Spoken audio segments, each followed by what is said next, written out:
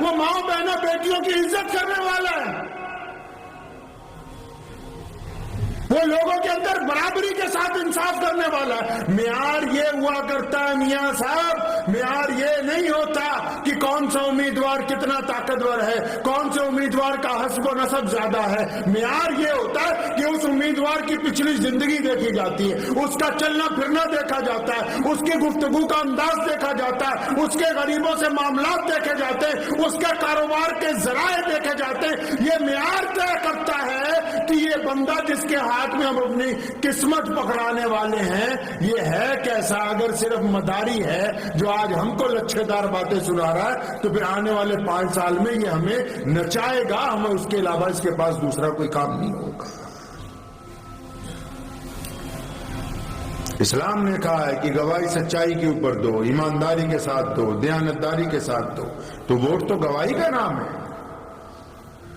اسلام نے کہا حمایت اچھے لوگوں کی کرو، تو ووٹ تو سپورٹ کا نام ہے۔ اسلام نے کہا سچ بولنے والوں کی حمایت کرو، اسلام نے کہا محبت پھیلانے والوں کی حمایت کرو، اسلام نے کہا غریبوں کی حمایت کرنے والے کے ساتھ مدد کرو۔ تو پھر پتہ لگا بھی ووٹ کا مطلب تو یہ ہے کہ ہم کو ایسے لوگوں کو چننا ہے جو ہماری زمین کے لیے، ہماری مٹی کے لیے، ہمارے ملک کے لیے، ہمارے شہر کے لیے اچھے ہوں۔ لیکن اب تو سیاست میں معیار بدل دیا۔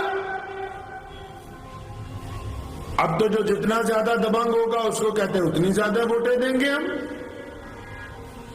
جو جتنا خوبصورتی سے جھوٹ بول سکتا ہے اس کو اتنی زیادہ ووٹ دے دیں گے، یا برادری کے لحاظ سے ووٹ دے دیں گے، مذہب کے لحاظ سے ووٹ دے دیں گے۔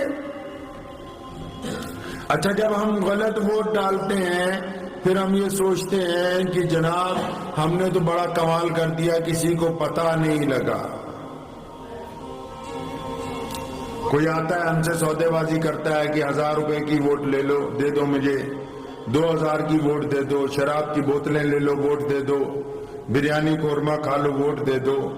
تو یہ جو ووٹ بیچتے ہیں صرف ووٹ نہیں بیچتے، یہ اپنا ضمیر بیچتے ہیں، ضمیر۔ آپ کیا سمجھتے ہیں ووٹ بک گئی؟ ضمیر بک گیا ان کا۔